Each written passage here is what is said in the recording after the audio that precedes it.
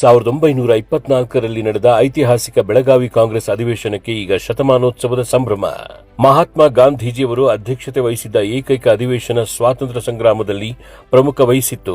ಇದರ ನೆನಪಿಗಾಗಿ ಕರ್ನಾಟಕ ಸರ್ಕಾರ ಬೆಳಗಾವಿಯ ಸುವರ್ಣ ವಿಧಾನಸೌಧ ಆವರಣದಲ್ಲಿ ರಾಷ್ಟ್ರಪಿತ ಮಹಾತ್ಮ ಗಾಂಧೀಜಿಯವರ ಪುತ್ಥಳಿ ಸ್ಥಾಪಿಸಿ ಗೌರವ ಸಲ್ಲಿಸಿದೆ.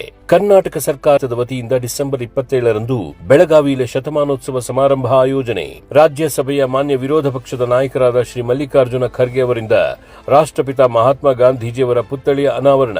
ಲೋಕಸಭೆಯ ಮಾನ್ಯ ವಿರೋಧ ಪಕ್ಷದ ನಾಯಕರಾದ ಶ್ರೀ ರಾಹುಲ್ ಗಾಂಧಿ ಹಾಗೂ ಸನ್ಮಾನ್ಯ ಮುಖ್ಯಮಂತ್ರಿ ಶ್ರೀ ಸಿದ್ದರಾಮಯ್ಯ ಮತ್ತು ಉಪಮುಖ್ಯಮಂತ್ರಿ ಡಿ.ಕೆ. ಶಿವಕುಮಾರ್ ಅವರುಗಳು ಭಾಗಿ.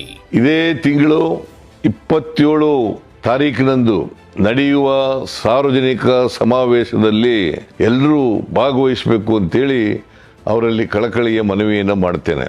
ಕಾಂಗ್ರೆಸ್ ಪಕ್ಷ ದೊಡ್ಡ ಬಹಿರಂಗ ಸಮಾವೇಶನ ಹಮ್ಮಿಕೊಂಡಿದೆ. ತಾವೆಲ್ಲರೂ ಕೂಡ ಈ ಒಂದು ಬೃಹತ್ ಕಾರ್ಯಕ್ರಮದಲ್ಲಿ ಪಾಲ್ಗೊಳ್ಳಲಿಕ್ಕೆ ಅವಕಾಶ ಇದೆ. ಐತಿಹಾಸಿಕ ಅಧಿವೇಶನಕ್ಕೆ ಎಲ್ಲರಿಗೂ ಸ್ವಾಗತ.